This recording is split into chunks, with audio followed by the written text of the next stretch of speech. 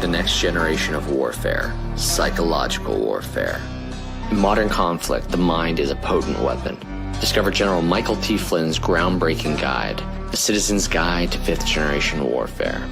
Unlock tactics, strategies, and the mindset to navigate this cognitive battlefield that we all find ourselves in. Equip yourself against manipulation and emerge unscathed. Unleash your potential. Order now.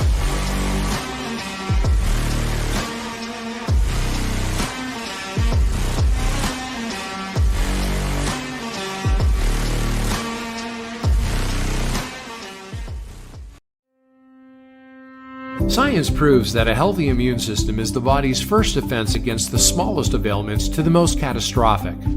Coriolus versicolor is the most sought-after, all-natural supplement for both humans and pets to help boost the immune system. There are over 400 studies worldwide on its effectiveness in humans, including Sloan Kettering Cancer Center, MD Anderson Cancer Center, and now from the University of Pennsylvania School of Veterinary Medicine. Together, we can help reverse this terrible tide now plaguing your loved ones and give them the immune-boosting supplements that they need. I'm excited to announce that we're having our biggest 3-in-1 sale ever with a limited edition product, a back-in-stock special, and a closeout deal you won't find anywhere else. So go to MyPillow.com or call the number on your screen. Use your promo code to get our MyPillow bed sheets, only $29.88. Any color, any style, any size, even kings, regular $119.98, only $29.88. Once they're gone for good. How about our My Towels? They're finally back in stock, but not for long. Get a 6-piece My Towel set, regular $69.98, now only $39.98. And for the first time and the only time ever, get our limited edition premium My Pillows. They're made with Giza cotton and designer gusset. Queens $17.98, Kings only $19.98. So go to mypillow.com or call the number on your screen. Use your promo code to get the best offers ever. Quantities are extremely limited, so order now.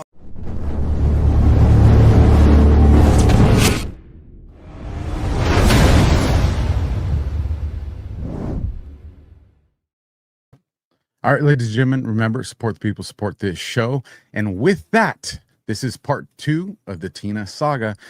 You're going to hear a lot of stuff, folks, things that the court didn't want people to hear. And you're probably going to find out why here over the next 90 minutes. So let's bring these amazing people on the stage with me. I got Brian Lupo, Mark, ASHE in America. Again, thank you guys for joining me. It seems like part 1 had a pretty significant impact with the media world out there. How are you guys all doing? Yeah, good.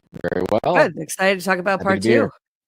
Cool. Does one of you just want to kind of recap part 1 in about 60 seconds, just to let people know? So if they haven't watched it, they'll be intrigued to go watch it, and then we'll carry on from there. I'd say ASHE is probably the best to do that, although I don't know about the 60 seconds part. I can do it. I can do it in less. In part 1, we talked about who Tina Peters is, what the kind of whole the stories about Tina Peters, the different narratives that are out there, and we went deep into what happened at trial in terms of the credentials and Jerry Wood and the Secretary of State / Colorado AG case against her. It's kind of, I would say, a good primer, about the saga. And today we're going to get into the why of it all and what the court didn't hear, which I think is, the most interesting and most important part. Awesome. So where do you guys want to get started with this? And Mark, thank you for joining us on this one as well. This is going to be a great conversation, folks. Hey, happy to be here.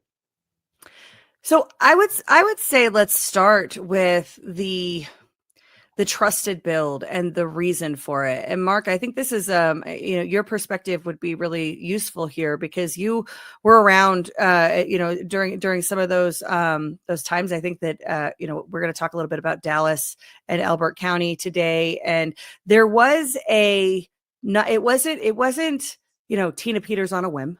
It wasn't that there was a few people that were being election deniers because they just wanted to sow distrust in our elections, right? There were real questions about what was happening with the wiping of election machines during the retention period, and it wasn't isolated to Tina Peters or to a core group of far right MAGA extremists or whatever they say in the stories.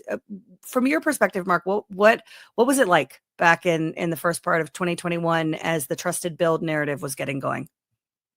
Well, so I was not involved in the very beginning of that trusted build being done for Tina Peters. I met Tina at the first symposium, and I met Dallas far after that as well. And if he was at the symposium, I may have met him, but I didn't remember. But the that trusted build that was done by Secretary of State Griswold and Dominion Voting Systems all happened far prior. I didn't even know an image had been taken up until Symposium 1. Right. And I'm not specifically talking about the Tina Peters image or the Dallas images. I'm talking more about the mood among people who are investigating elections around the time that they started talking about the trusted build. All right. Well, the getting powers to that be, intent. What was their yes. was their intent to question whether or not they were going to wipe election records? That's kind of what I'm getting at. Yeah. Well, here so a lot of people may not know exactly what the trusted build is. So the trusted build is named to manufacture trust in this process, and that's why they put trust as the first word of the trusted build. It's you must trust it. It's a trusted build. Who wouldn't trust it? Because it's trusted, you idiots. So that's their mentality, and really what the trusted build is an excuse to wipe election records. It's as simple as that. So what they claim is that they are installing a new version of Dominion. And okay, great. You install a new version of a program on your computer or your phone. Do you wipe your entire phone to install a new version of, whatever program, Firefox or something like that, right? When you install a new version of Office, do you wipe your entire computer to install a new version of Office?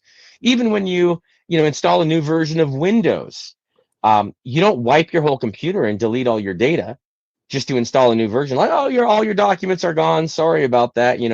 Whatever you didn't back up is gone. No, there's called in-place upgrades. And an in-place upgrade is installing a piece of software in place and not destroying the data that's already on there, the configuration of the system. So really, if Dominion wanted to install a new version of their software because their previous version apparently couldn't count dots properly, then they could have just installed a new version of the software and been done. But what they do is they wipe the entire operating system off.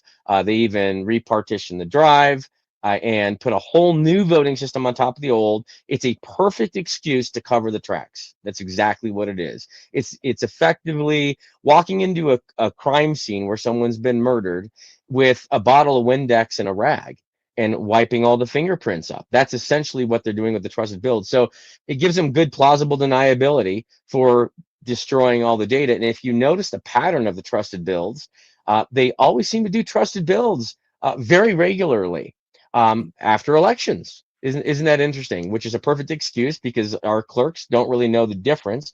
They just know someone's coming in to do something, and what they're being told is not what actually happened. Like in Tina's case, we found out as I was working with Tina, what they originally told her was that they needed to get in right after her municipal election, which was immediately after the 2020 election, that they have to get in and make a change to her voting system.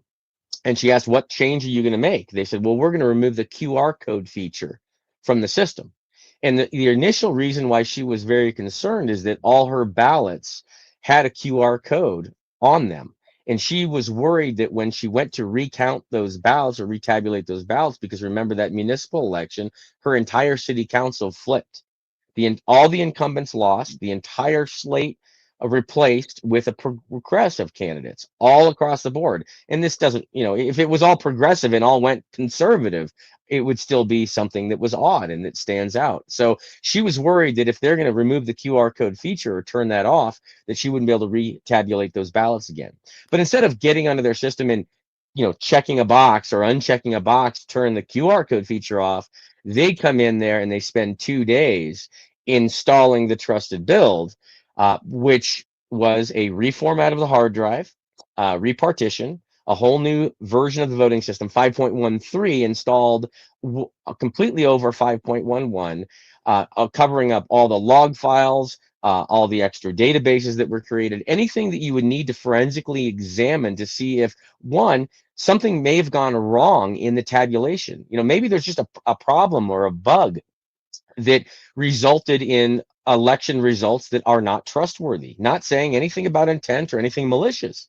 But what they did is they wiped all that data. So even if there was a bug of some type, we would have never been able to find it. And we know that they have bugs in their software. Yeah. So hold on there, because this is such an important point to this entire saga, and it comes back around at sentencing, which we'll discuss in part 3. The plausible deniability is the clerk, in my opinion. If you Alpha would pull up my screen. I wrote this back when the whole trusted build happened and had this reviewed by the people who know. This is what happens in the trusted build. The EAC accredits the voting system testing lab to test election technologies for certification. The election technology vendors, such as Dominion or Liberty Vote, Clear Ballot, ES&S, complete their trusted build. They're making their golden image. Lab tests the trusted build, the ProVMV or SLI tests the trusted build and reports to Secretary of State that the vendor's system is compliant with all federal and state voting system standards. Or not, in theory, but in practice, they're always good enough. Secretary of State, the elected official who has no technology experience usually, takes the word of the lab and certifies the trusted build. Then the Secretary of State staff and the election technology vendor team deliver the lab tested state approved trusted build to the county's voting machines. At this point, they hand the keys over to the clerk and her IT team, and the clerk has responsibility, statutory authority for the election, for the execution of the election.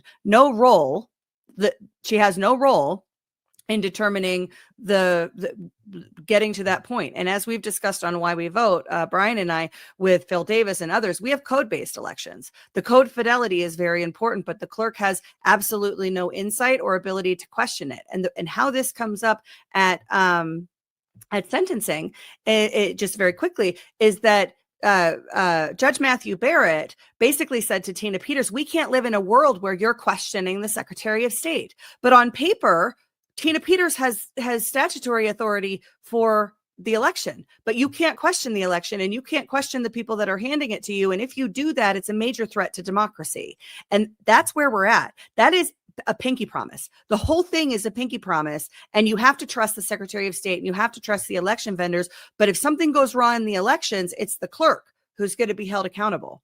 And that's what happened at sentencing. He basically, seemed like there was a like an amplifier of her sentencing, because how dare you not trust Jenna Griswold?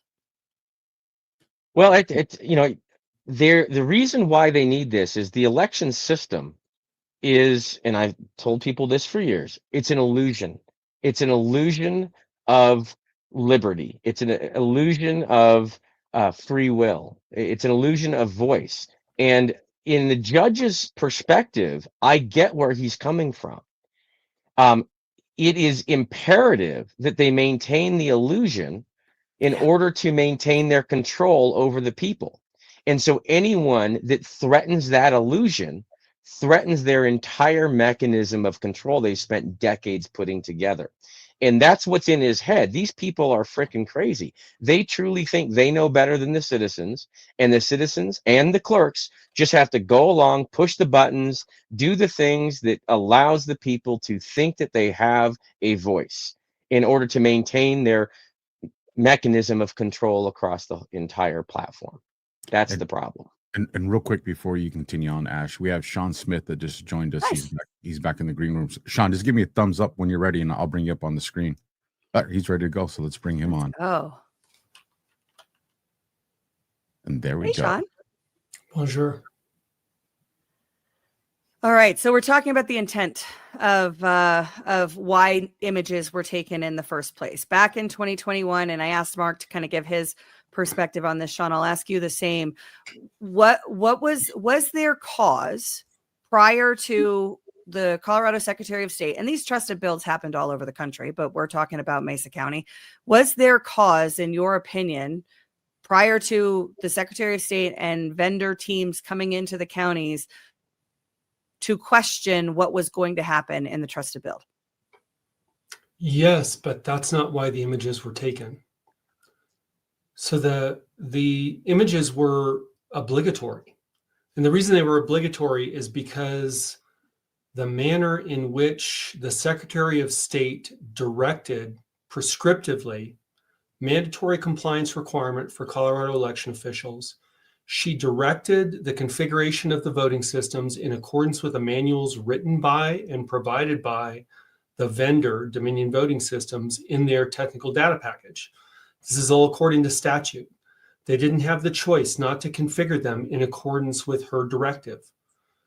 That directive required the configuration of the voting systems because of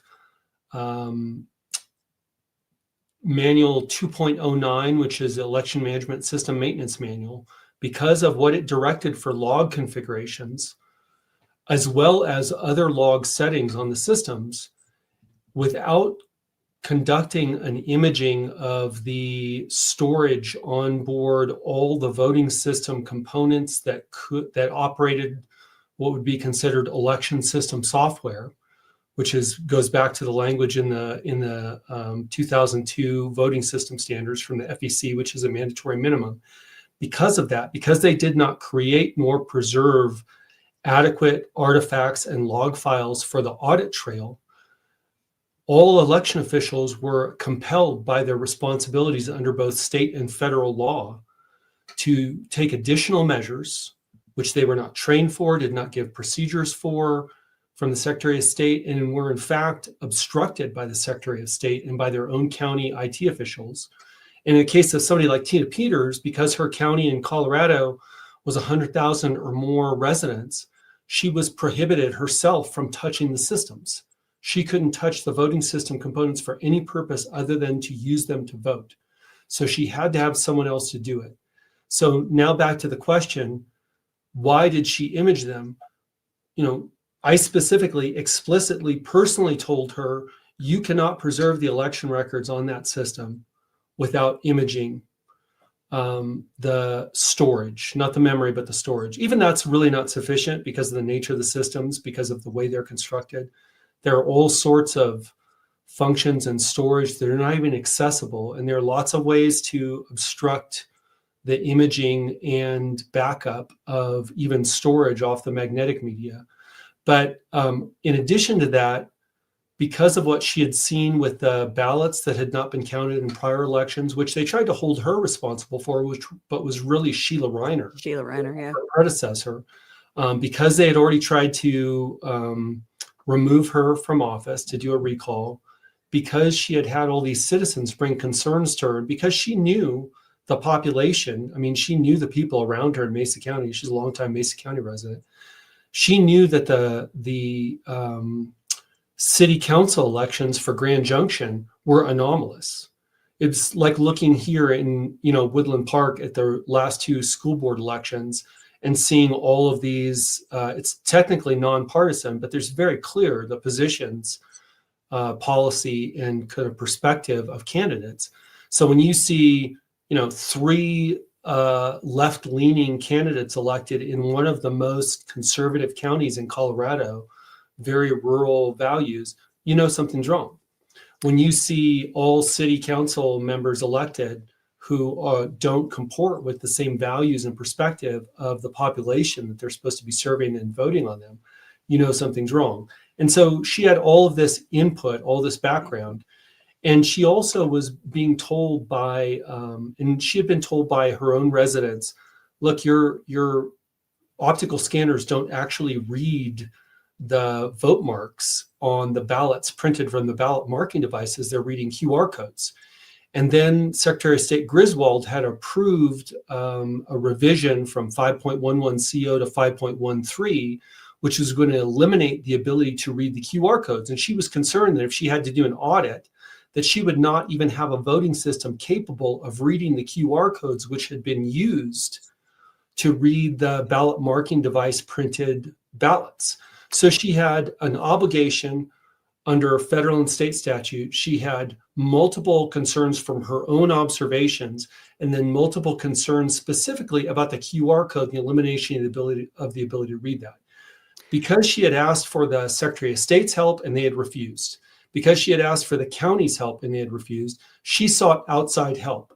Initially, they sought Jerry Wood. But I think Jerry Wood, is a normal IT guy. He's not like Mark. He's, probably far less capable. And remember, if you have to use the images that you take from a voting system in a court case, they really have to be obtained and preserved in accordance with the rules and standards prescribed by Department of Justice and FBI. This is why she asked for outside help. She didn't know a bunch of IT people. Even the Board of County Commissioners, look at who they asked when they were given the report, the forensic report by Tina Peters. Charles Ashby? No, yeah. No, Roland gave that report immediately to Ashby in less than 30 minutes from the time she received it. But no, they asked for a guy, I should remember his name. It's right on the tip of my tongue, but they basically, somebody that they knew that worked at the airport knew a guy who worked in cyber ransom environments. He's not a forensic expert. He doesn't do analysis. He's not a defensive or offensive guy. He's a guy who basically does negotiation for cyber ransom. And can you pause there for a second? Because you've touched on a bunch of things that I think are really important. And you definitely answered the question that I was trying to get. She had cause to question what was happening in her county. And when the other thing about this is that when she asked questions about it, like when any of us ask questions about it, but she's the elected official with statutory authority, there was the social shaming and the election denialism and all of those kinds of things. But I can hear, especially because NPR and Media Matters are sort of obsessed with Brian this week, I can hear the debunk coming, Sean. The Matt Crane, we have it on the authority of Matt Crane, that all of the records that were required to be preserved were preserved, and that everything that you said that they were going to wipe that wasn't preserved, that those are operating system logs, and nobody needs to retain that stuff, and everything that was required to be preserved was preserved. That will be the mainstream response to what you just said. It is. They've already said that. Brian, go ahead. Alpha, can you pull up my screen? So that is that's the argument they're making, is that under federal and state law that they did back up what they had to be backed up. But Alpha, you want to read from the underlined part right there? Yeah, it provides that, quote, all documents and records that may be relevant to the detection. No. Start. I'm sorry. Where it's underlined. Where it's underlined, not highlighted. Oh, the Federal Prosecution of Election Offenses, 8th edition, 2017, explains that the detection, investigation, and proof of election crimes, and in many instances, Voting Rights Act violations, often depends on documentation generated during the voter registration, voting, tabulation, and the election certification process. It provides that all documents and records that may be relevant to the detection or prosecution of federal civil rights or election crimes must be maintained if the documents or records were generated in connection with an election that included one or more of federal candidates. Now, I'll let these two computer geniuses below me explain how significant system log files are to the prosecution of crimes involving computers. Let me just say something. Let Mark do that, first of all. But let me explain something else. It's more explicit than that. So Colorado Revised Statute requires that any voting system leased or purchased for use in Colorado, and any one used in Colorado, be certified by the Secretary of State as being compliant with, at a minimum, the 2002 voting system standards, or the federal standards in effect, which are the 2002 VSS. 2002 VSS in section 2253 regarding the requirements for general purpose computer components within a voting system is explicit, absolutely explicit, that the audit trail must be preserved of all log files within that system for all normal, abnormal, warning, error, communication, user activity, etc. And it's explicit that it must be for the operating system. So Matt Crane, the Secretary of State, NAS, Are full of shit. NACID, EAC have been pulling this nonsense for a long time. And the reason they do it is because when the voting system vendors are in control of what's audited, that, you know, or what's logged, they can leave out anything they want. For example, communication logs. Trying to go through, you know, I work with forensic teams extensively, trying to go through the forensic record of what is preserved in a Dominion or an ES&S or Hard InterCivic or Unison or Clear Ballot Group voting system, when they do not preserve communication records, fault records, operating system records. It's a uphill battle, right? You end up looking for, it's like when you're looking for ballistic missile submarines from former Soviet or Russia or the US. They're so good, you can't look for the sound of the sub anymore. You have to look for holes in the background sound, because what you find is that they're so quiet that you're looking for the absence of normal ocean and sea life sounds. And that hole is where you have a ballistic missile submarine hiding or moving. And it's like that on the voting systems, because these are, you know, you have all of these professionals on the other side, bad actors that have been engaged in trying to obfuscate their activities and obstruct the record of the audit trail. And because they've been allowed by corrupt officials and ignoramus to prescribe what will and will not be preserved, and then overwrite even what they do preserve and generate, you have this massive hole in the audit trail. And so Matt Crane, he's pretty dumb, but he's pretty corrupt. And so they've been playing this game for a long time. They've been saying, oh, you only need the vendor preserved log files. That is absolutely false. Not only is it false based on the 2021 DOJ audit guidance for post-election audits, as well as every single voting system standard from the 2002 VSS through the 2021 VBSG, which is the most current. There's another one in development. It won't satisfy President Trump's EO, but there's another one in development. So they won't satisfy that, but under Colorado statute, it absolutely does not meet the requirements. It violates the black letter requirements of Colorado statute.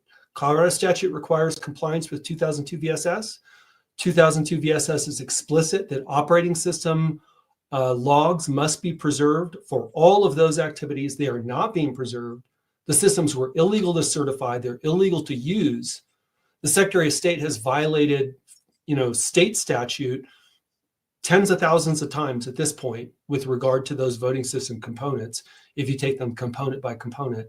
And then in addition, they have, because of the trusted build afterwards, they have wiped out the remaining artifacts, even of that, paucity, that small amount of log and audit trail that has been generated and preserved.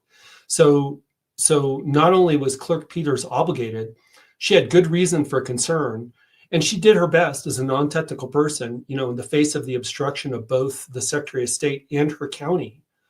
The only other county in Colorado that has even attempted to preserve the log files the way they should have was Elbert County, and the Secretary of State is still going after them and punitively charging them for observation of their absolutely perfectly conducted. It may not be perfect, but they're perfectly conducted in court as according to the state procedures and rules. She's still persecuting them. Right? They've sent them, invoices for tens of thousands of dollars for the election babysitters that the Secretary of State demanded they have in their office. They demand that Elbert County pay for it. And the entire premise of that is a farce. It's Jenna Griswold finding out in a court of law that images were taken and freaking out and still punishing them 4 years later. The judge allowed her to seize them so that she could do an investigation. 3 years later, we still don't have the investigation report. They don't have a single person in their office who's even remotely competent or qualified to conduct a forensic investigation. And not unlike Mesa, for some reason, all the prosecutors and all the individuals involved in an official capacity never contact or enlist the assistance of forensic cyber investigators, either from the Colorado Bureau of Investigation or from the Federal Bureau of Investigation, even though both are freely available and readily available to them. That fact alone should have obliterated the case against Tina in the court, in Barrett's court. The fact that they would not use a forensic investigator nor allow the introduction of forensic evidence in that court. The only thing that I would push back on what you said, Sean, and then Mark, I'll hand it to you, is I don't think Matt Crane is dumb. Matt Crane is the from a technology standpoint, yes, but he's not a technologist. He's the technology point of escalation for all of the clerks in counties, but he's not a technologist. He's a lobbyist, and he's a damn good one. Right. And he's cosplaying as a official and the executive director and security expert, but his real job is managing the message and managing the change, and he's doing a great job. Yep. His job's to lie. Yeah. There you go. Let me ask you. Just so folks know, on Why We Vote, Sean and I did almost a couple hours on the topic of this debunk of the Mesa County reports, because they're still doing that. Like, it's a rerun for us every time they do it, because they've been doing it for years, trying to say that what was found in Mesa County wasn't really found, because the cyber experts that reviewed and had things peer reviewed had their analysis peer reviewed, that they might be cyber experts, but they're not elections experts, so they just don't get it. And that's what we're told over and over again. Alpha will get you that link so you can put it in the notes. But we did a solid run on that debunk. 100%. And before you go, Mark, because I don't know if you wanted to continue on with what Brian had introduced there too, is I know we're spotlighting this because this is part of the Tina Peters saga. But listening to you guys talk on this, is this something that happened in every county of every state, this process? And if most likely, and depends on the systems, but yeah. And if that's the case, are there other Tina Peters that we don't know about? Or are we hanging on to this image is the only thing we got to fight for? So I can't. There are other clerks all around the country. He's asking if there are other images that would reveal the extent, and there are at least 5 that I'm aware of. Elbert County has not come out of the fell clutches of the Secretary of State. Our understanding is that it's still in the possession there. That's the last thing we heard from Chris Beal before he was unceremoniously fired because he was too much. No, he resigned because he just wants to go be a lawyer again. Yeah, that's what happened. So he was replaced with Perkins Coie guy, Alpha, by the way. I know the rest of us know that, but I don't know that you know that. So just FYI. There are other ways that they went about this in other states too. It wasn't always as obvious as doing a trusted build or something like that. I know in Michigan, they wanted to replace the batteries is what they did. And so if you're disconnecting the system from a backup battery for X amount of time, it's going to reset, kind of like your car battery. So that was one of the things there. Now, maybe it was going to happen, maybe it wasn't. I don't think that they ever got to that point, but that's still something that, a move that could, be used to cover something up, that you should be doing a backup of the system before you do any type of even hardware changes like that, like changing out a battery. And, I'm sure, again, maybe Mark can comment on the crime, the importance of the system logs, and potentially something like removing a battery to erase files. All right, Mark, we're going to stop interrupting you now. I think Mark froze. Is no, he I think frozen? he froze. Yeah. Oh, no. I thought he was just really stoic. Well, maybe Sean, Colonel, if you want to comment on that, you can. Oh, there he is. Oh, there he is. He's back. He's back. And he's yeah. muted too. While we're waiting for him to come off mute, Sean, do you think those Elbert County images still exist? I think they destroyed them. If I were them, as corrupt as they are, I would have destroyed them. Chances are, they didn't ask for all copies for no reason, right? That whole thing was such a farce in that courtroom.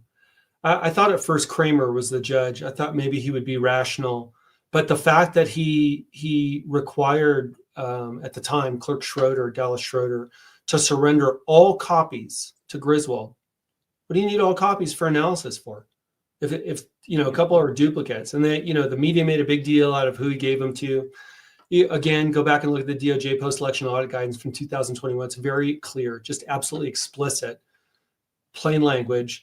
an election official can accomplish retaining election record by having it under their administrative control, including by providing it to an attorney. That was what Schroeder did. He followed the.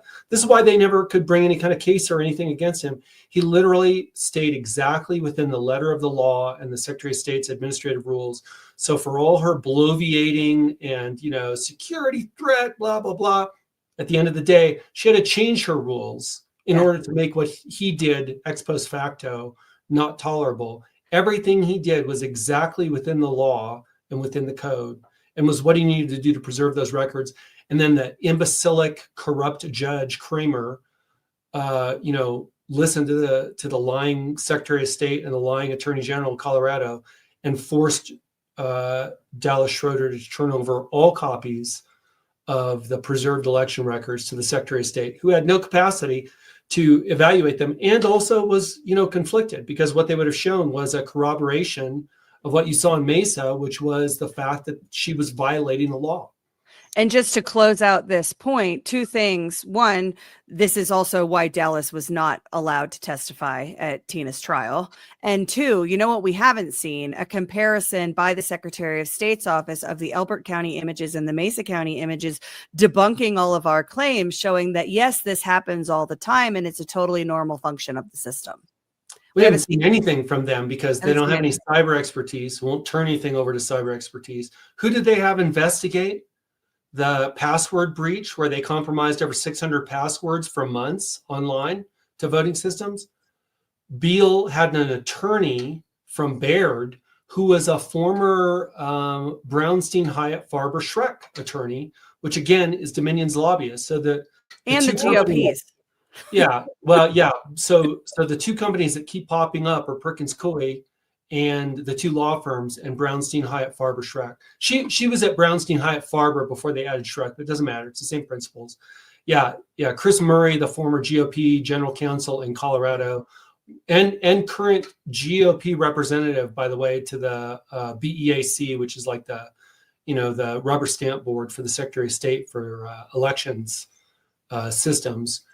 Chris Murray's same guy. So yeah, she was Brownstein Hyatt Farber Schreck. That's who did the investigation and found, this was bad, but no wrongdoing. Yeah. That was before we shift. Oh, go ahead. Well, I was going to give it to you. The same thing that they did with Dallas Schroeder with taking the image. They tried to pull the same thing with Coffee County in Georgia, and they used that. They built that up through the Curling v. Raffensperger case and some other cases to kind of put this out there that, hey, the 2020 election, like in the Curling case, we want to look at the machines for that, but now it's out in the wild, right? And they did the same thing. Jeff Lenberg and Doug Logan did the imaging there. Well, they were there for the imaging. They actually had the clerk that was in charge of that office doing the actual, clicking and everything else. They just guided on how to make that image. And then from there, it went straight to, I think it was like Lillian and Strickler, which is an evidence like custody, like they hold on to evidence that's pending litigation. And it went into their safe, like the unaffected, secure chain of custody image went into their safe. But they pulled the same thing by trying to, smear the 2024 election and the machines in general because of the ability of them to do that image in Coffee. And they did it this time to say the GOP is going to steal the election. So I just wanted to throw that in there. Before we shift gears, Brian, I want to make sure the question that you had prompted Mark with, you have a chance to do it because he's back now. So you want to bring that up. And then after that, it was a question about, the federal prosecution of election offenses, saying that you need to back up as required for the election anything that has to do that can be used in prosecuting a crime. And I just wanted to toss it to Mark about the significance of things like system logs and the things that were not backed up and how significant they are in prosecuting election crimes. You're muted. You're muted. I was getting ready to share a screen. Is it cool if I share a screen? Absolutely. Cool.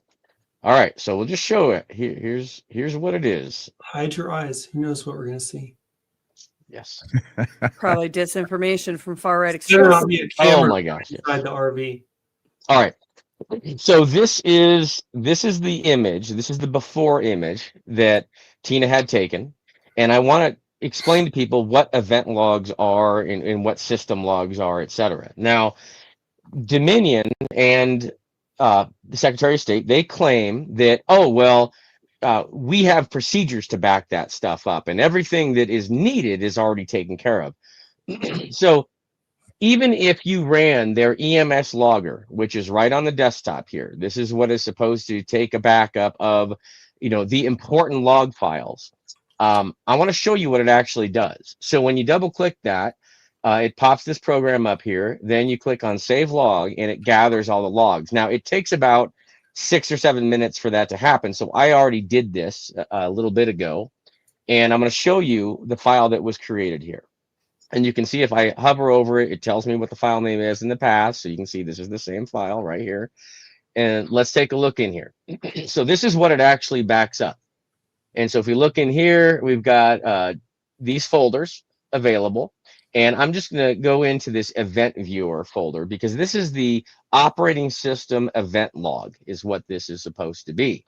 So I go in here, and these are the event logs that are saved. Now you see there are 5 of them here, and then an event log list, which is a list of these 5. Now they will claim this is all that's needed, but I want to show you what's actually on this system. So here is the event viewer, which is built into the operating system to show you the logs. Now, if you look at the standard Windows logs, you've got 4 logs here, and then one that's called forwarded events. Okay, so we'll just put this one here. We'll move this one off to the side, and you can kind of see. Now, notice there's our application, which is same as that right there, and then we've got the security, which is that one, and system, which is this one. There's 2 additionals here, DVS adjudication and EMS system. Now, these are Dominion specific logs. However, check this out. Here's how many logs are actually on the system. And there's a whole lot more than they claim. So you see there's this, there's that, there's that, there's that, what is that? 1, 2, 3, 4, 5, 6, 7 right there. Then we start opening up some of these folders, and we've got some there, but here's the important ones. For the operating system, look at all these logs. There are hundreds of log files on these systems. You just keep on going down. These are logs. It will tell you. I feel like Matt Crane would say, yeah, Mark, but these logs that you're looking at have nothing to do with elections. Well, except for these logs are actually logging the activities on the very computer that is tabulating the votes for the elections. So I would think that it would have something to do with it, in fact. And these logs, a lot of them, if we open up this Windows folder, look at this. Before you move on from that question, though, what does have something to do? I think the question from an auditability standpoint and public trust standpoint is, could they? Could these logs have something to do with it? Not did they, not is there proof that they did, not, right. Oh, well, there wasn't enough to overturn none of those things. Could they? Could these logs capture election crimes? Absolutely. And if so, then to the point that Sean and Brian were going through before, they must be preserved, correct? Absolutely. And they do capture either faults within the system. In far more than just these 3 log files that they gather, there are hundreds of other system log files that will tell you all kinds of things that either went wrong in the system, or maybe there was a remote connection into the system. There are hundreds of additional log files all through here. Look at this. I'm just scrolling through the list. This is just the Microsoft folder. These are the log files that are truly on this system. These are the log files that the trusted build wiped out. And again, this is just the Microsoft folder. This is pages and pages and pages of log files just from one folder in here. A little bit more than the 3 they captured on the left. Let me ask you a question, Mark. So one of the things that I've heard in conversation is the reason a lot of this stuff is not supposed to be seen is to protect the patents of these voting machines. Are a lot of the logs that you're seeing in here stuff that's kind of irrelevant to that? This is just files and logs that it has nothing to do with the patent on a voting machine. This is operating system logs, standard Windows operating system logs that you would need to look through to see if there was either a failure within the operating system that would have affected the tabulation, or any type of malicious behavior in the operating system that would have affected the tabulation of the votes. So These are the level, files that you would look at. so considering the level of importance of our elections, there's no logical reasons that you wouldn't want to have these in those other folders that they told us about. Absolutely. And in fact, if you have a Windows computer and you look on your own computer, you can pull this stuff up for your computer too. You just click on that start button, type in compmgmt.msc like that. And it'll bring up this Microsoft Common Console document here. It's a Microsoft Management Console. You click yes, and up will pop this same screen. And then you look at Event Viewer, open that up. And then you can open up application right there, and you can start opening up all these folders on your own computer. This is not Dominion specific. This is on any Windows computer. This is basic stuff here. And for non-technical people is a good way to think about this. Any event that happens on the computer, from logging into something to, running a specific application to whatever, any event should be captured in a log, and those logs are captured in this event viewer area within this folder structure. Absolutely. There's critical information about the operation of the system, including even the Dominion software as it's operating. There are entries created in these other areas that Dominion doesn't even back up. And the whole question, Alpha, on proprietary, to whatever extent it is necessary or advisable to protect any proprietary information, to which I would say there's none. Right. So if you read the general contracts between the state of Colorado, for example, and Dominion, and this is boilerplate that you find in many locations, they are asked to and expected to, state officials, to protect proprietary information, but it can't overrule state law in the state of Colorado. State of Colorado requires that the information be subject to Colorado Open Records access. Federal law requires, and this is the interpretation of DOJ in that 2021 post-election audit guidance, requires the electronic records in order to be able to determine if any crimes were committed or violations occur that would violate the civil rights of American citizens with respect to their electoral franchise. So you have to, so that the lay person is not going to really grasp how complex modern computer systems are. There are literally tens of millions of functions occurring. There are things that can occur in the background that aren't even subject to logging by the operating system. So you need everything that can be logged by the operating system. When you go back to those 2002 voting system standards, I have a lot of complaints about them. First of all, they're obsolete. They were obsolete at the time. They could only consider what they understood. That standard is older than the iPhone, but even in that standard, it's explicit. Further requirements must be applied to COTS operating systems. These operating systems are capable of executing multiple application programs simultaneously. That's why this concern about simultaneous processes.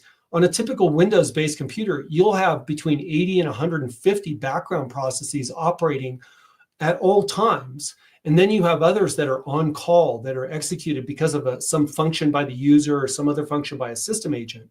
And so it requires operating system audit, not voting system, not election software, operating system audit for all session openings and closings, all connection openings and closing, all process execution. So if it uses memory or processor, it requires an audit trail, because those are things that can change a file or change data en route, including on the bus, open up communications. It requires it for the alteration or deletion of any memory or file object. So if it writes to the storage or to the memory, or if it deletes a file, and this explicit statement is, this ensures the accuracy and completeness of election data stored on the system and the existence of an audit record for any person or process altering or deleting system data. If you don't have this, and none of our currently certified voting systems in the United States have this, you don't have an audit trail. And if you don't have the audit trail, you don't have proof of what happened on that voting system. This is wild to me. I do not have the tech understanding of a lot of this like you guys do, but I am able to keep up to see what the emphasis here, at least the theme of what was happening.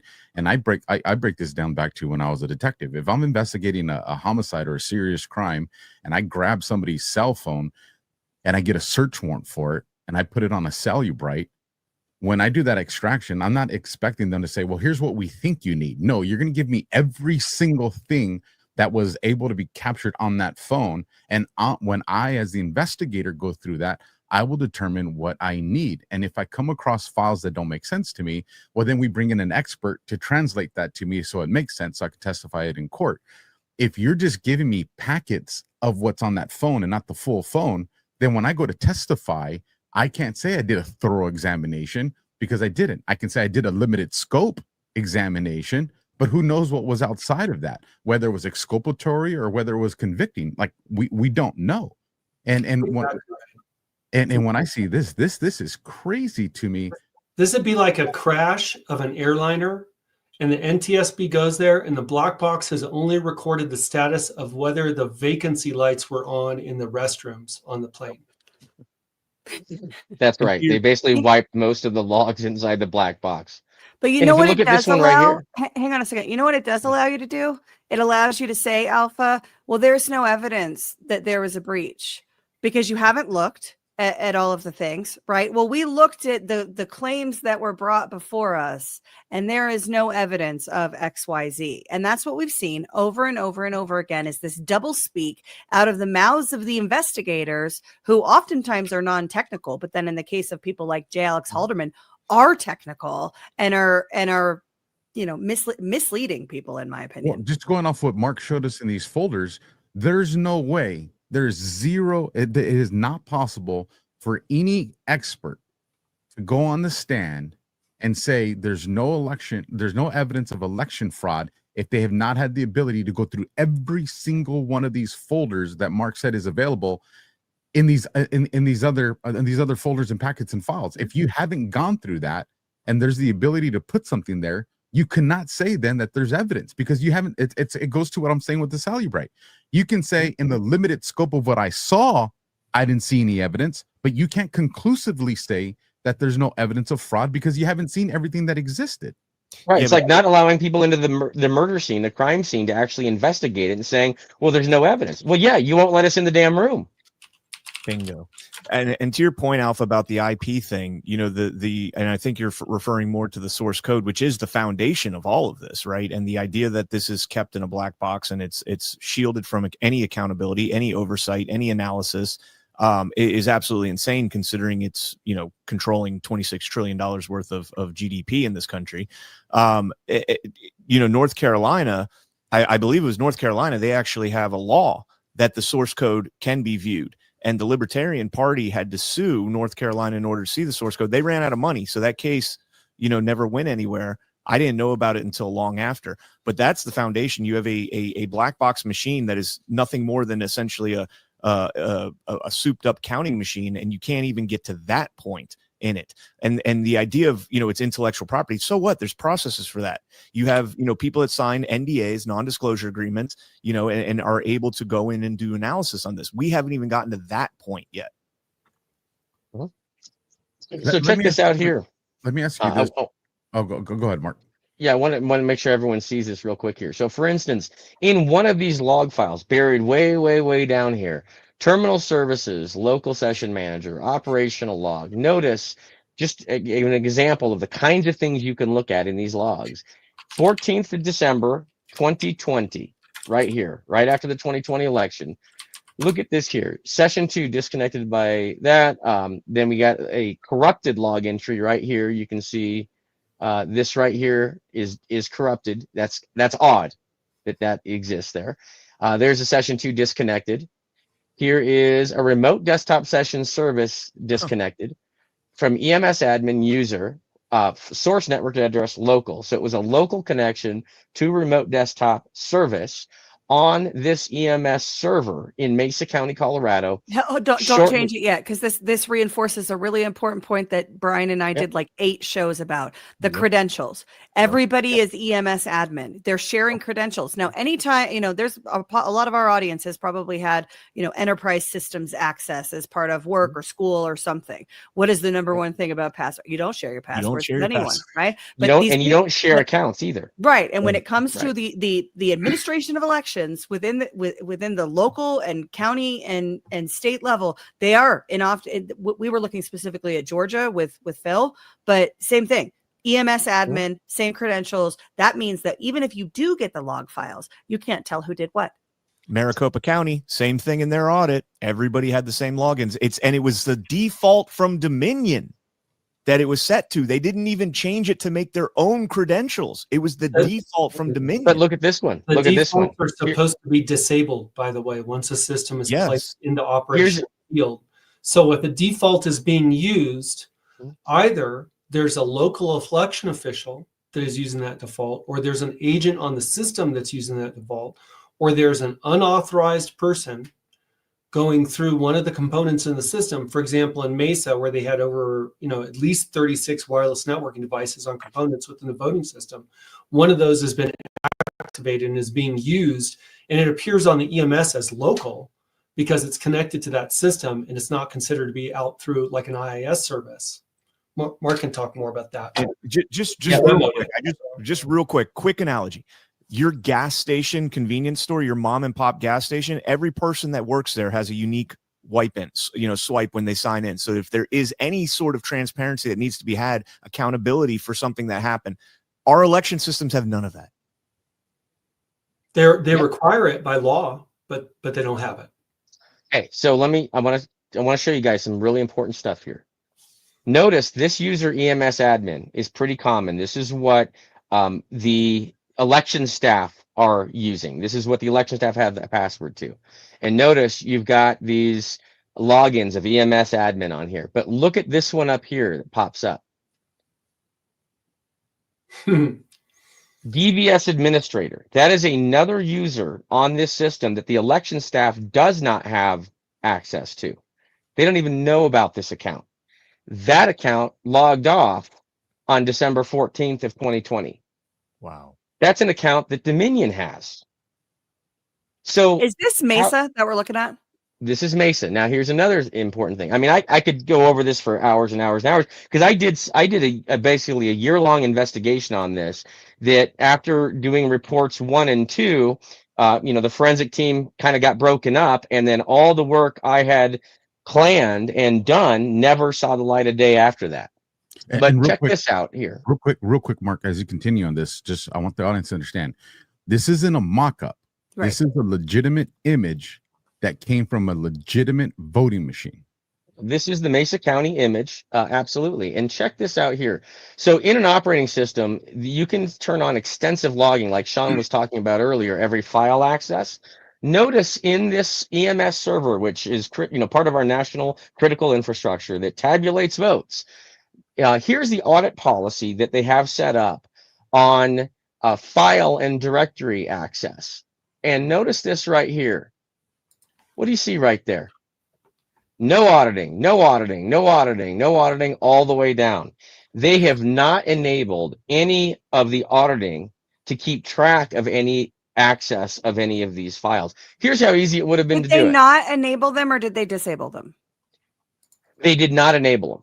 So they're not default enabled. You'd have to. They are not default enabled. And all they had to do to enable them, really simple, audit logon events. Boom, boom. There, done. Hit OK. It's logged. Same thing. Object access. There's your file access right there. Everything can be logged right there. It's all built in. If they turn these features on, they would have had it. In addition to that, in the databases, even the SQL databases that store the configuration of the election, the ballots, and stores the vote totals and the adjudication, all that, they turned or they made sure, that the transaction logging was disabled in there as well.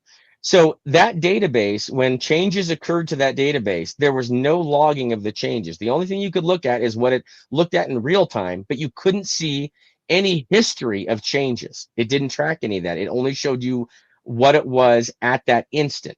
No logging was enabled. All those features are built into the software. All they have to do is be turned on. They didn't turn any of these on. It's and they're a click. required to be, and these things are required to be logged by law. Absolutely. And I'll tell you, I could go on and on and on about this stuff. And I'm guessing that's why no one's ever poked me from the Secretary of State's office or Dominion. Because I have a lot of questions for them. I'm happy to explain all this to anyone. That's why Matt Crane accepted an invitation to debate, right, in Colorado, and then didn't show up at the last minute, and then said the time for debate is over. Jeff Young and I were just going to walk him through the facts and ask him to go ahead and address them, but he will never appear. He will never. The one time he tried to appear in person, he was unscheduled. He showed up. I was speaking at a dinner up in the Denver area, and he and Jimmy Sengenberger showed up and tried to kind of heckle from the back. And I said, "Give them mics. Let's go at it." And they just got obliterated because they don't know what the hell they're talking about, and they say stupid things. Some of that is on video too. We should find that. Yeah, that was fun. And if you guys haven't seen this, attending finally asked them to stop because it was going really badly for them, and that's how it will go for all of those officials. This is why they don't want to have this discussion in courts. Remember when the Libertarian Party sued Secretary of State Griswold over her compromise of the passwords? Not just the compromise, but how they handled it, which was basically keeping it from the public, lying to election officials. They didn't go out and change the passwords at first. They didn't do any forensic investigation ever to determine whether any of those compromised passwords were used to manipulate anything on the systems or whether election results were affected. Nor, if you listen to Mark and I, would they even have the records to do that? The log files don't exist on the systems because they're not generating them, they're not preserving them, and then they're deliberately overwriting them, both in the configuration of the system and in the trusted builds afterwards. And when the Libertarian Party, had that day in court, the imbecilic judge up in Denver in the district court, which is where they had to sue, wouldn't allow Clay Parikh to testify as an expert because the Secretary of State and Attorney General literally argued that he wasn't a Colorado election systems expert. Right? As if there was some profound difference in Colorado election systems from Dominion everywhere else. That's actually a really great point. And Alpha, we're coming up on the 1 hour mark. So just for the audience sake, I want to, everything we're talking about, the jury didn't see. And that's what we're talking about in this part 2 is what was the cause, what was found, what were the aspects of this saga that the jury was kept from. And for all of this, what I believe Judge Matthew Barrett said and would say again if asked is it doesn't matter if she was right.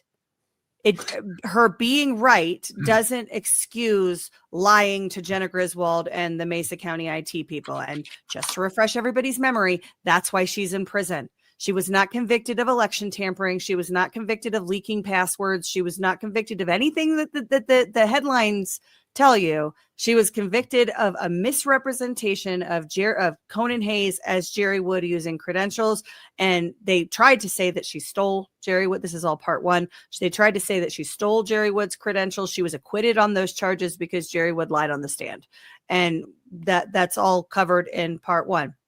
What we're covering today is what the jury was not allowed to see, the reason for the entire thing, the intent behind the entire thing, and the findings of the entire thing. So real quick with that. So 45 minutes, T-minus 45 minutes. That's the maximum that we can keep going right now for it because I got another one lined up. But the other question is, you guys had mentioned the word remote on the Crayon Eater. Or when we say remote, are we talking about accessing these machines from a location not at the machine? It could be. It could be from the machine itself. The machine can consider that a remote connection coming from local, which is kind of weird, but that's possibility depending on what you're looking at. And then, of course, remote can mean remote anywhere. And in fact, this brings me right into what I've got on the screen here. So SQL is the database program that stores the configuration of the elections, the ballots, and all the choices and all the totals. Okay. So if you look in the firewall on the EMS server, the Dominion software has opened up, it's created a new rule in the firewall, and it's created quite a few of them, but this is one in particular I want to show you, SQL. And this rule is created by Dominion software. And yes, I have the evidence of that.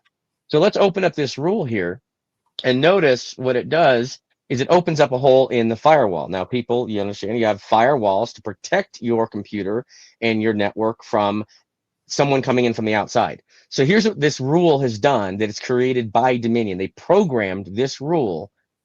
And so what it does is the protocol here and port 1433 is the default port for SQL Server. So that's, think of a port like a door in a building. You go through the door to get to something. Well, you go through this port 1433, and that gets you into the database, which stores the election configuration, the encryption keys, all the vote totals, basically everything. Even usernames and passwords for the users that are allowed to log in into the Dominion system for that election are also stored in that database.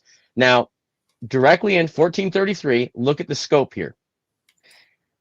The remote IP address, what that means is what IP address is the connection coming from? They've got it set up to allow any IP address to come into that port. Not locked down to the local network, not a particular computer, not the local system. Any IP address in the world is what they've got this massive hole opened up in the firewall for, right into the database. Let me frame that for you. I don't use it because it aggravates me and I would never use it, but I've got a refrigerator, and it is a smart refrigerator that's supposed to talk to my phone if I didn't hate that and would ever load the application. My refrigerator has an IP address. Dominion Voting Systems configured this voting system in Mesa County, Colorado, and the Secretary of State allowed it, and the voting system testing lab tested it and found no problem, and the EAC certified it as compliant with voting system standards. A voting system that would allow my refrigerator to connect directly to the election database for a federal general election in Mesa County, Colorado, the 12th largest county in Colorado. That's what they did. Yeah, my now they'll tell you could alter the election database in a Dominion voting system, and the clerk wouldn't know, the citizens wouldn't know, the Secretary of State wouldn't know, Colorado Bureau of Investigation, the FBI, the Department of Justice, nobody would know because nobody ever looks at the log files. The log files aren't preserved. Citizens are obstructed from getting to them. Anybody who tries to preserve the records, like Tina Peters, is persecuted and prosecuted. This is our current election system. My refrigerator versus your electoral rights. Is it accurate to say that there's an open door to the election through this? There's an open door. There's no bouncer at the door checking IDs. There's no security at that door at all. It's an open door, but it's kind of in the back, and everybody sort of forgot it was there. Well, fair? yeah. Well, most people don't even know it's there. Yeah. The only people that know this door is there are Dominion. And whoever has a connection to Dominion knows this door exists. So and anyone could exploit this is if they know that it's there. You could also find it. I mean, I installed a free app on my iPhone and connected my iPhone to this Dominion network that, I basically set up an identical Dominion network like Mesa County, a mirror of the Mesa County. I connected my iPhone to that network. I went to the App Store and I downloaded a free network scanner app, and it found the voting system database, found that the port was open.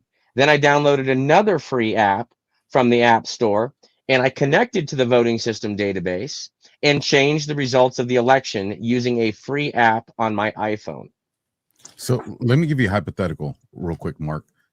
Let's say I'm a country that allegedly doesn't like the United States. I don't know, like China's the CCP. And I know that a contract between the United States elections and Dominion has been made.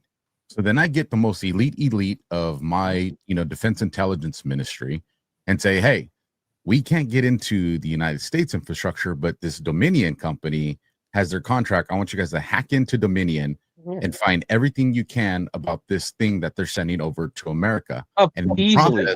They would find out about this. Couple notes on that, Alpha. First of all, China built entire laptops in the voting system, literally built them in their entirety, and the major critical components on every single other component within the voting system. So the motherboard for the EMS server they built, the iDRAC, the integrated Dell remote access controller they built, the trusted platform module that is supposed to authenticate hardware they built. So they built the hardware that is critical on the voting system. Also, Chinese advanced persistent threat teams compromised the SolarWinds ServeU application, which is exactly what Dominion voting system used for their managed file transfer program.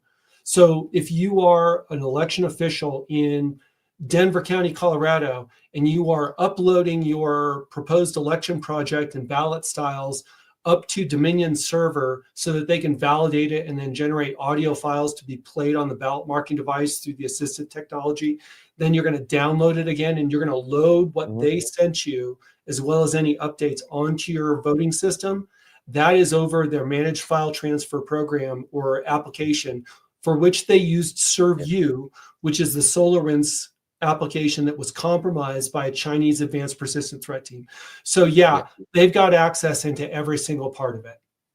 Also, and so on that, if you're not using Dominion in a state like Colorado, let's say you're using Clear Ballot, you're still downloading files and uploading files into the Secretary of State site, which is poorly and inadequately secured, and which has been accessed by the same counties that are using Dominion, where the foreign actor has access to those counties.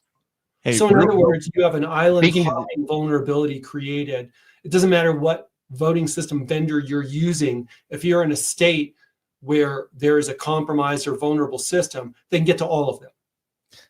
Real quick, Alpha, I know on that, not everybody's familiar with these two gentlemen. So, just to credential them, Sean Smith was a colonel in the United States Air Force, retired full bird colonel that dealt with this type of stuff in the Department of Defense, Department of War now. And Mark Cook was one of the expert witnesses in Tina Peters' trial, was not allowed to bring any of this up. And Mark, I think you have 40 years in computer security? Over 40 now. I think I started in 1986. He looks older, but it's only 40. I always thought Mark was younger than me, to be honest. This is just wild to me because I'm listening to you guys. I thought I knew I had a basic understanding of the fraud that was going on. That's why I've always turned to Brian and Ash to make sure I understand this stuff. And obviously, when they tell me that they completely respect the experience and expertise that you, Mark and Sean have, this is what I wanted all of our audiences to be able to gather. But I'm hearing right now that we have parts of our election machines that are built and outsourced by countries that have openly at times said they do not like us. We have software companies that are creating backdoors, open doors, whatever you want to call them, a side gate that other countries can figure out how to get into them, or anybody can pretty much figure out how to get into them if they have the expertise to that. And at the end of the day, we have a woman who had an obligation, ethical and legal, to protect and preserve these elections, but by the whole definition of how these things were designed, by her doing her job, she's now sitting in prison, and a lot of the pathway to figure out how she did it wasn't allowed into the court, which would have at least provided the intent of why she did it, and also exposed the intent of, or at least potential intent of, these other people that wanted to steal our elections or compromise our elections. And nobody knows about this because nobody can talk about it. Yep. That's correct. Yes. And to support what Sean said, he mentioned the ServeU, this is SolarWinds. And SolarWinds is exactly what happened is with SolarWinds, a lot of companies and agencies, government agencies, depend on SolarWinds to secure their networks. So instead of the hackers going in to hack all these individual networks, the higher value target was SolarWinds, because if they hack SolarWinds, they then have a backdoor into all of the people, all of the companies, all the agencies that depend on SolarWinds to secure their network. And who on earth would think the very product you use to secure your network is the product that the hackers hijacked and used as a Trojan horse to get into your network? What a perfect opportunity. So Tina had zero reason to trust Dominion, and no one should, or sorry, Liberty Vote. If you go to handcountroadshow.org, go up to Get Educated, and then down to Dominion Serve You Cover Up.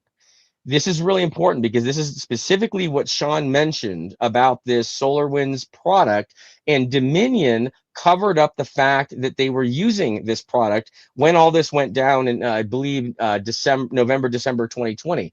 So if you pull that up here, you will actually see I did a full write-up on this of exactly what happened. Of course, Eric Coomer indicating that we suck. You know, that's his internal email.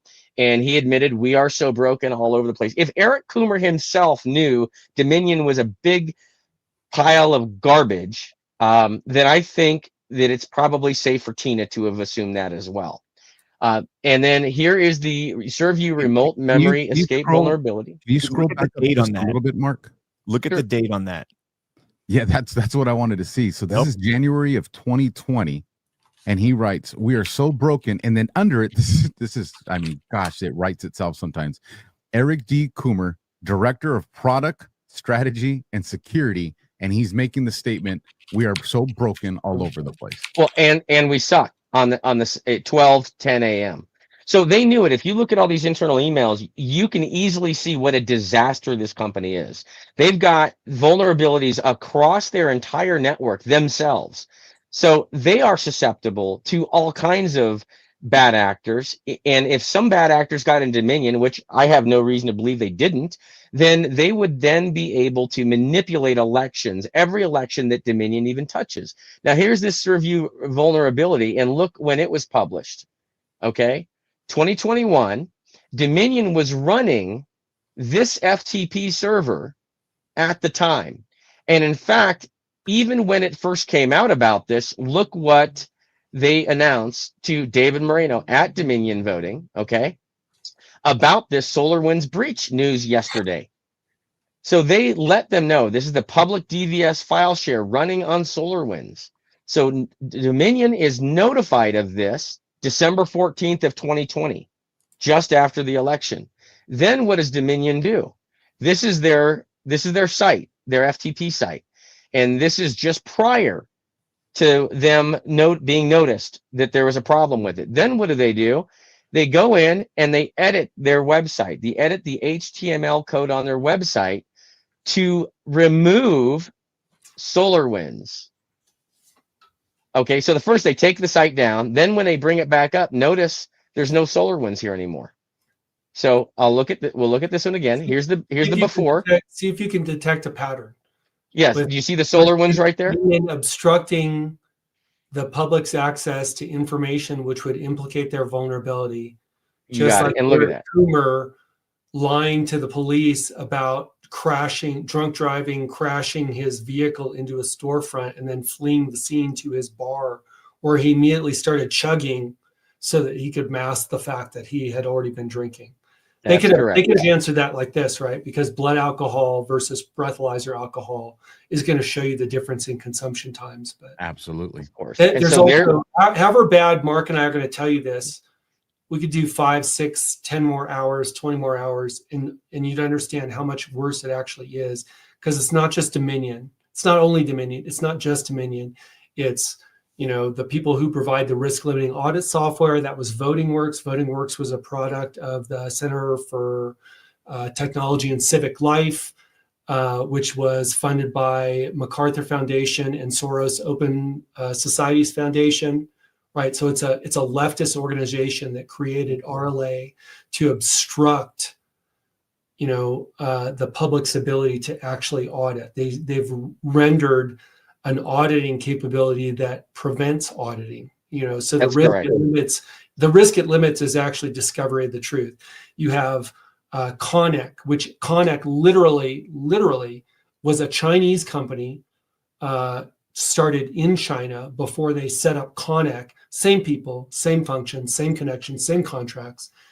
CONNEC not only embedded and had access to county information and county computer systems, as well as to voting systems and to the voting system data and to election working data. They also were partnered with Microsoft and had a team at Redmond embedded within the Microsoft team. So it's much more deeply embedded. So they made the hardware, they're in the operating system, they're creating the voting system software, they're in the auditing software. Test labs. Yeah, they're in the test labs. We could go on at this for a long time. There's no part of this that is trustworthy, which is why when you come back to Tina Peters' trial, when you have Matt Crane arguing that the greatest danger here is it's going to undermine public confidence in elections and our democracy, and then Judge Barrett, like a Muppet, literally just repeating the lines that it'd be dangerous to allow Tina to talk because she's going to undermine. First of all, it's your right? That's what the First Amendment means. If you don't agree, if you think it's wrong, you get to say it. Doesn't matter if you're an election official. You don't sacrifice or surrender that right to speak what you think is true. You can't do it in your official capacity unless it's, your obligation there, which I would argue it was. But Barrett's entire rationale in the sentencing and in the hearing and disallowance of evidence, the exclusion of evidence and experts, was completely and totally illegal and unconstitutional. It should have rendered him, recused, if not removed from the bench. If you can't comprehend those simple concepts, you don't get to be a judge. You don't get to be a Mention, lawyer. are the elections in Mesa County what keeps him there in that position? Right. Exactly. Yeah. Should have recused. Interest. Colonel. That is if her you notice this here, strongest let me take you through opportunity for release, by the way. I think the First Amendment appeal that's currently being heard in the federal court, and that will be a big part of part 3. So everybody tune in for part 3 of this series. So to take you through the last couple of slides here on this, this is important here. Notice they removed SolarWinds from here. Then, and this is all within hours, just so you know, all within hours. So then that wasn't enough. They still had, notice they had ServU listed here. Well, ServU was all over the news at that point, right? It wasn't just SolarWinds. Now they were getting to ServU. So what did they do an hour or so later? Boom. And I've got all the timestamps right here, and I've got the forensic backup right here, the original HTML code from the site. Then they removed ServU. So now it just has a login button, no ServU, no SolarWinds. This is the interface the clerks have. They are literally covering this up so the clerks can't see the fact that the product that they use was hacked. Okay, so they do all that, and here's your full timestamps. At December 14th, 2020, at 11:59 p.m., they had SolarWinds ServU on there. 3 hours later, they get rid of SolarWinds. And then later in the day, they realize, oh crap, we left ServU on there. Get rid of ServU. Someone at Dominion made the call to go edit that HTML to obfuscate the fact that they were using SolarWinds ServU. This right here is an example why we shouldn't trust this company. Did they go out with a public notice to let everyone know this? Did they let the clerks know this? Did they let the secretaries of state know this? They didn't tell anyone. They did this in the dark of night. We were hearing safest and most secure, how dare you question safest and most secure from every expert involved in the ecosystem. That is what the public was being told as this was going on. There is a pattern of deception that has no end in these companies. And I'll tell you what, just the stuff we saw, back here on this previous screen here, how did the testing labs miss all this? How horrible, hang on incompetent the testing labs have to be to miss this stuff. Right? December 12th was when the Texas case was tossed by the Supreme Court, right? I thought that was the 19th. No, it couldn't have been the 19th because I was in DC at Dubliners with a bunch of Proud Boys when the news came down that had been tossed. I thought it was the 12th. I'll look it up. Okay. Can I add something real quick just about the SolarWinds, Alpha? And this isn't anything technical, but Chris Krebs was the director of cybersecurity infrastructure security agency in the United States at the time. He's the guy that said it's the most secure election ever. And Alex Stamos was the head of the Stanford Internet Observatory at the time. He was a former Facebook chief security officer. After this election, the two of them both left their respective offices and started a cybersecurity firm together called the Krebs Stamos Group. Do you know who their first customer was? Don't tell me Dominion, SolarWinds, or SolarWinds. SolarWinds. And as far as Dominion, talking about the hole and everything, this is something we found out a long time ago. At the time of the 2020 election, Dominion was, still based out of Canada, and they were operating out of the Robertson building in Canada in Toronto. They had an entire floor to themselves minus one other company or organization, I should say, and it was the Tides Foundation, which is directly tied, obviously open society and all that stuff. It was December 11th, and it was December 12th was the Jericho March, which was why I was there. But it was the night before that case was tossed. The case was Texas versus Pennsylvania, and part of the rationale for that case is that the Pennsylvania was using systems that and had election outcomes that threatened the election results for the state of Texas. It was tossed. Dominion was part of that case, and at the same time, Dominion, making changes, as Mark just showed us behind the scenes. Everybody's telling the people safest and most secure. There's no question. This is just Trump being a sore loser, man. Trump's just being a sore loser. There's no reason to have any questions. They're secretly changing things behind the scenes. And then, of course, there was that whole spear phishing thing that came out in March. Came out months and months later. But in March of 2021, they're like, oh my gosh, 70-something% of devices are vulnerable to spear phishing. Let's keep telling everybody it's the safest and most secure election that we've ever had. And definitely don't let anybody know about this. Slap a traffic limiting protocol amber on it, so nobody but the EISAC can know. And they only got that because Yehuda Miller did a FOIA request, and they accidentally sent that to him. Otherwise, we never would have known that report existed. Massive shout out to Yehuda. I'm listening to you guys all, share this information. And I always look at it from an investigator standpoint. When you're doing an operation with multiple agencies, and OPSEC is extremely important to that, especially with all the time that people invest into it. You're going to have some errors that happen, and a lot of times you can write these things off to new guys on the team. It's a lack of experience. They screwed the pooch. It's a learning experience. But if you start to have a series of errors, and it's a consistent pattern, and it's with the same agency, you have to look back, as the case agent, you got to look and be like, okay, am I dealing with the lack of experience here? Or am I dealing with sabotage? And if you come down to an inconclusive, result at the end of that, at a minimum, you're not doing any future operations with that agency at a minimum. 3 times is enemy action, Alpha. Yep. Once is an accident, twice is a coincidence, 3 times is enemy action. And we're at about 100 right now. And the pattern is the same behavior. So we can fast forward to October of 2024 when it's discovered by a whistleblower that the BIOS passwords in Jenna Griswold's office were open on the website in a hidden tab, but there was no security protocol or anything. That is a massive security issue, right? For any other industry, any other group of people. If you're dealing with that in any other industry, any other group of people. But what did we see happen? We saw the Secretary of State's office not tell the clerks, try to cover it up. And then when they had to deal with it, because the GOP came out and said, hey, hang on a second, this exists. They said, oh, well, there's no evidence of a breach. It's fine. We were dealing with it. There's no evidence of a breach. Unfortunately, Josh Zeigelbaum and Chris Beall were recorded where Chris Beall says, well, we weren't going to tell the clerks because that would cause a media storm. So we weren't going to tell I'm sorry, guys, if you have the BIOS passwords, and we know from Jenna, there's 2 sets of passwords. So that's really important. If you have the BIOS passwords and you have 2 election events happening, which is open access to the machines, basically, you go in there as a voter, right? You can vote at any precinct here in Colorado. They'll just pull up the thing for you. Go in there as a voter. You have the passwords. Is it possible to know whether or not there was a breach if you don't actually tell the people that have the equipment?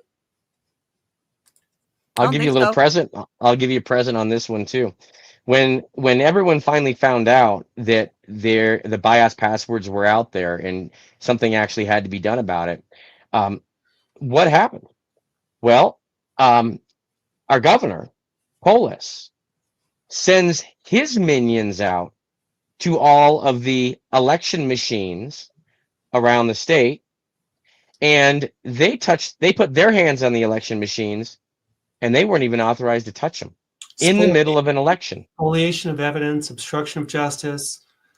They weren't even remotely qualified to. I'll tell you. I gotta run in just a minute, but I'll tell you where we're at. 2005, 2006, Lance Armstrong wins his 7th Tour de France. Do you know how long it was before he admitted to doping? It's like years, like 7, 8 more years before he actually admits it. He was investigated multiple times, including by the federal government, and they were dropped. The charges were dropped. The investigation was dropped. It was like 2012, 2013, I think, when he finally admitted to doping and they pulled all the championships. Imagine the effect that had over that time. Theranos, 2012, 2013, 14.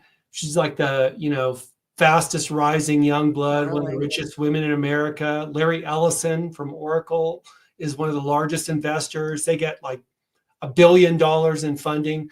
2 years later, it's zeroed out. She's, under federal indictment because they lied. All their blood tests were totally fabricated. Their technology didn't work. That's where we're at. We're right in between the false claims, the false confidence, and what is holding it up right now is this institutional election fraud architecture. Guys like Matt Crane, the EAC, NAS, NASID, they are propping it up, this house of cards. But we are this close to further reports coming out. They're going to be introduced into evidence in federal courts. There are going to be indictments. This is coming. And whatever else he understands, President Trump absolutely understands if the machines and the mail voting are still in place for the midterms in 26, we have no shot at an even reasonably fair election. And at that point, they'll try to reverse everything that his administration has done, and they will try to put all their people in place again. And then the real stuff begins, right? Then if that happens in 2028, it's going to make the last Biden administration, look like Carter. I mean, they will be singularly focused on eliminating the threat, which is citizens, and any possibility that citizens ever restore sovereign control again. Yeah. Let me ask you guys this before you take off, Sean. If President Trump brings Mark and Sean into his Oval Office, he says, "Hey, I saw this podcast with you guys that are on there. I'm up to speed on this now. How fast can we shift this to secure our midterm elections? Is it even possible?" We can do it right now. Absolutely. 30 days. 30 days. You prohibit USPS from carrying mail ballots. He can do that under his own authority right now for national security reasons. Prohibit use of any electronic system in a federal election. Require, because of so file court injunctions against use of the existing state voter rolls because they're all corrupted and unverifiable with no provenance. So require presentation of government issued photo ID to register and to vote, and vote in person on paper ballots and hand count. We can do all of that in 30 days. Yeah. You do that, and it dramatically changes course of history for this country and restores citizen control over elections. Just 3 things. Yep. And I've got that right here. If anyone wants to see how we do it, real simple. If you go to handcountroadshow.org, and I am sharing my screen on this, and you click that big red progressive election platform button, it will take you right here with exactly what we need to do to secure everything: voter registration, absentee ballots, how we handle election day, election night, the reporting, and the auditing. Real simple all the way down. What were you thinking calling it progressive? I'm effing with them. That's okay. what. I'm I'm reclaiming the word, okay? And then if you look at this, click here to see the proposed executive order right here. I co-wrote an executive order that is on Trump's desk, and this right here is the top's just the executive order proposal, but right down here it is. And if anyone wants to read it, it is what the Trump admin can do right now, immediately.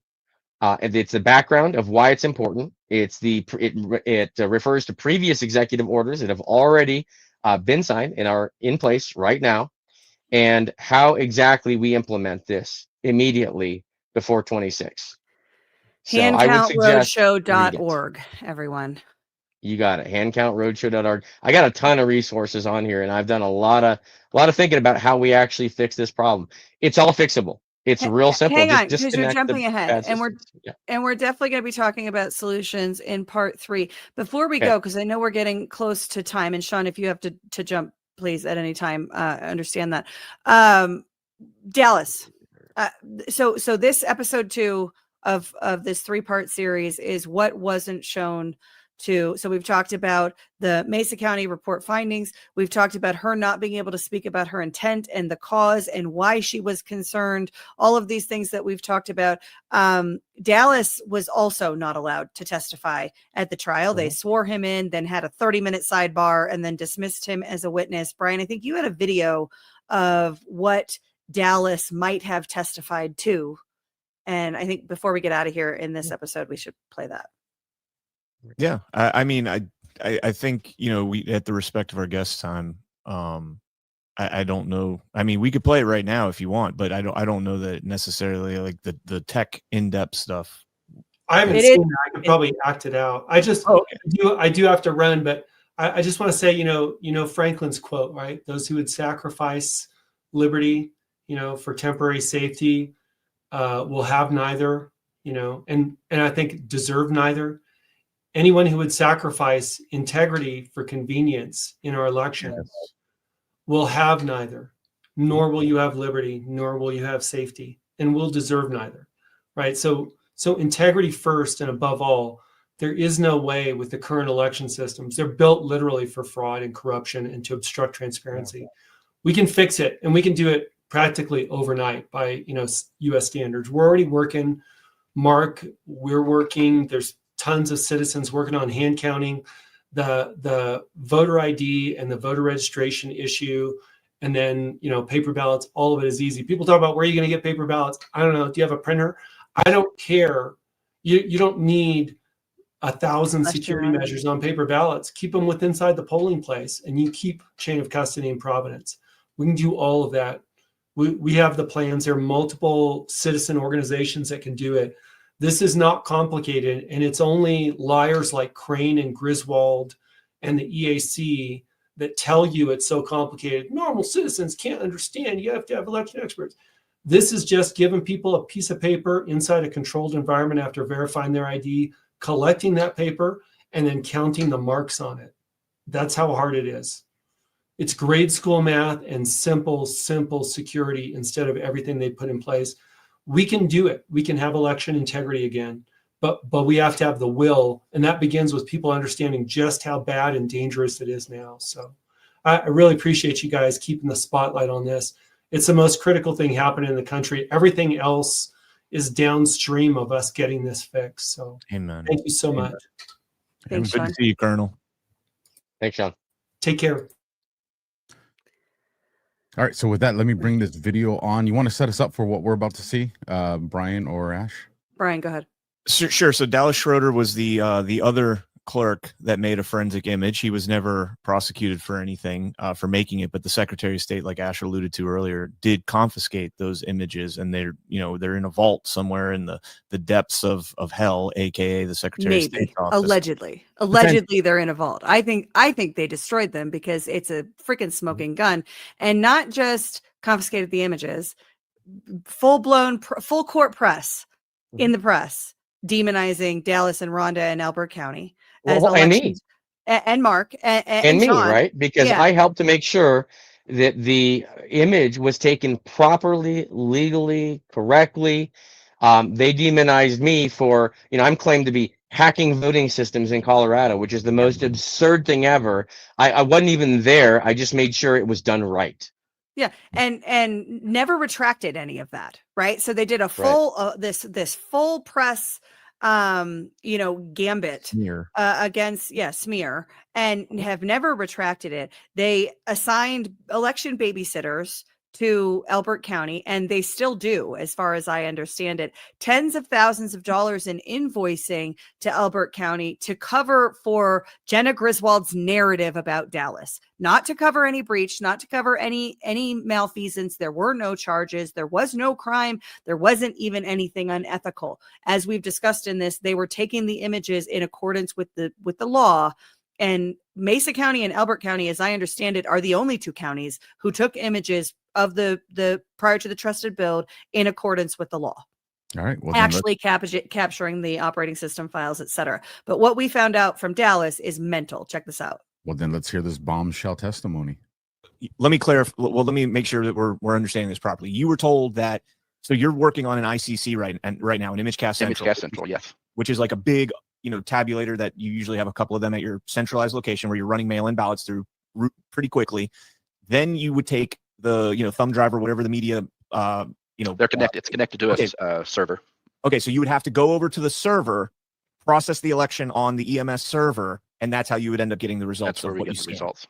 Okay. Now, so that was our process. And so when we finished running those test ballots through, Rhonda, the elections manager, she was headed toward where the station is for our server. And our Dominion rep says, "Where are you going?" And it's like, "Well, we got to go over here to verify what the count was." And he goes, "Well, we can just do that right here in front of the ICC." And Rhonda and I kind of looked at each other like, "Okay, that's news to us. Show us how that works." And so he proceeded to show us that when you have the administrator key, another level of security, the administrator password, you can go in there and you can hit stop tabulation. There's a button that shows up for stop tabulation. When that happens, there's another little button that shows up that says show results. And so you can hit the show results button.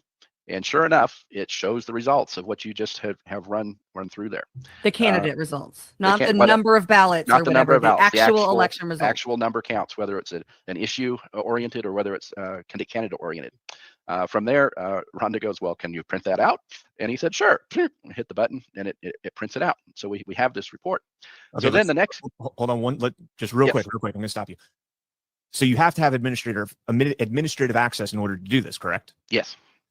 Now, one of the things that we've learned throughout the last 3 years of investigating this is just about everybody has administrative access.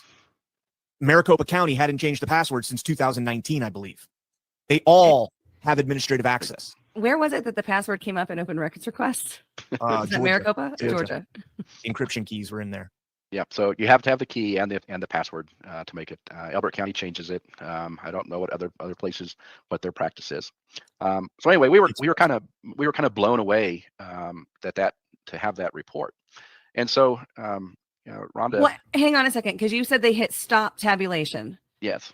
Is that a pause or does that end the election? Yeah, so it'd be like when you're leaving for the evening. It's just kind of putting everything to bed, to sleep. It's not stopping the count. It sends, you run the batches through and it sends the batch to the server, and it's just kind of putting that to sleep at that point. So Rhonda then asked, "Well, how does it show on the log, the log files?" And he said, "I don't know. I've never looked." Well, let's look just for fun. So he goes in there and hits the button, and sure enough, it shows out there: ballot 1 scan, ballot 2 scan, ballot 3 scan. Goes through everything that had taken place on that work order. And then it comes to where it logs stop tabulation, and then it just goes right back to start tabulation because we had run more ballots after that.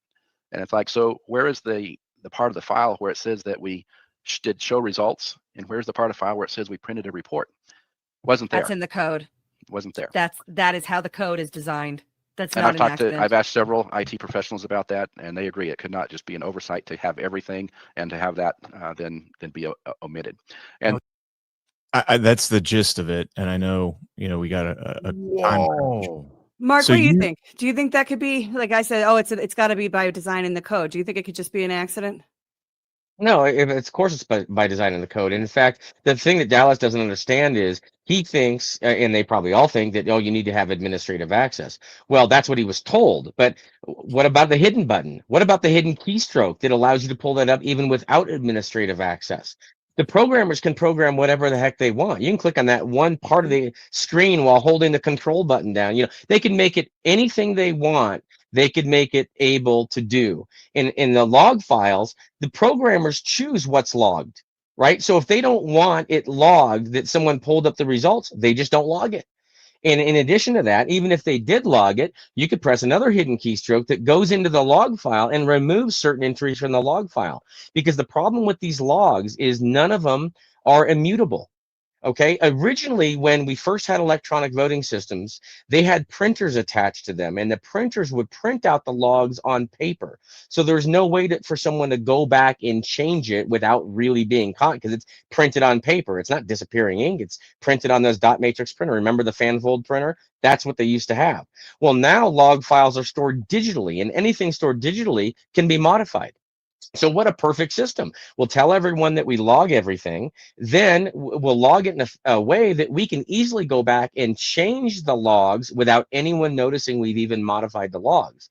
And any log in a system that's stored in a non-immutable way can be changed. That's why all of our logging functions, if we even had electronic voting systems, which by the way, we can't have, but even if we did, the only smart way to do logging is logging to a third-party immutable system, meaning like a printout that can't be changed later. But of course, someone could just go redo the whole printout and no one would, and swap the two log printouts. And then of course, you've taken advantage of that abuse vector as well. So it's all a joke. That's the sad thing. It's all a total facade and people don't know what they don't know. Safe is the most secure.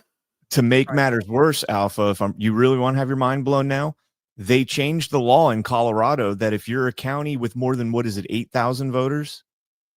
Ash, I think it's 8,000 voters. If you're in a Colorado county with more than 8,000 voters, you have to, by law now, or is it by rule, scan those mail-in ballots in before election day.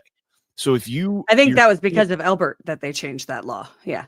You're scanning all these ballots in before the election day event even takes place. Why would that be important? Because you can run a report. And here's the thing, like, these systems, ASHE has shown many times, Griswold put out the memo, make sure your systems are not accidentally connected to the internet, meaning they have that capability there. This report can be run not just by administrative officials, but it can be run by DVS admin, right? It can be run run from someone in the parking lot if they happen to enable any wireless device on any of the systems connected to that Dominion network where they've got their EMS server and the ICCs. Any device on that network gets straight access into that database. Because remember, I showed you that firewall that's opened up. They could easily pull any reports they want without the election officials or staff knowing any of that's going on. And in addition to being able to pull reports in real time to actually see what the real votes are, they also have election modeling that they can do to get an estimation of what the results are just by knowing who has voted. And they use the mail-in ballot tracking system and the electronic poll books to know who has voted. They've got profiles on every single voter. And so they can build an estimation of the election results on the side. But when they can pull the results directly from the voting system, that's much more accurate because that tells them exactly what the real results are. And they know exactly then what they need to stuff in and inject in to counter the real votes. And if you look on, again, handcountroadshow.org, I go over exactly how they do the election result modeling under Get Educated and then the early vote mail-in ballot scam. I go over exactly how that thing works. It's real important for people to understand the mechanisms of control they have in this entire ecosystem. I see why no clerk trusts them. First of all, there's no evidence that that's happened, though. Also, you can't look. And they don't log it. You can't look. And if it did happen, it was all by EMS admin. So we don't. Right. And if they did log it, well, don't worry. They redacted those important areas in the log. Sorry, little peasants. You can't see that. Yep. Yeah. Well, let's do this, folks, because we're down to the last 2 minutes. Ash, set us up for what people can expect in part 3 that's coming. And then, Brian, I don't know if there's anything you want to ask. And if we could try to do this in about 2 minutes, I'd appreciate that. Yeah. So part 1, we talked about who is Tina Peters? What was the trial like? What were the key things that came up at trial? In this part 2, we've talked about all of the stuff that did not come up at trial, the things that were prohibited from being shown to the jury. So the jury made their decision on Tina Peters without any of the input of all of the stuff we've talked about on this show because it was not allowed to be presented to them. This is the number one reason I call this a show trial, because the affirmative defenses that she was allowed to bring were very gate kept, and her testimony was severely limited by the court, and the jury didn't hear it. In part 3, we are going to talk about the results of the trial, the charges and or convictions and acquittals, what the sentencing was. I think we'll spend a good amount of time on the sentencing and Matthew Barrett's overt bias that was displayed during that. And then talk about the appeals paths to her release. And it'd be great if we could get Mark back to talk about some of the solutions from an election standpoint.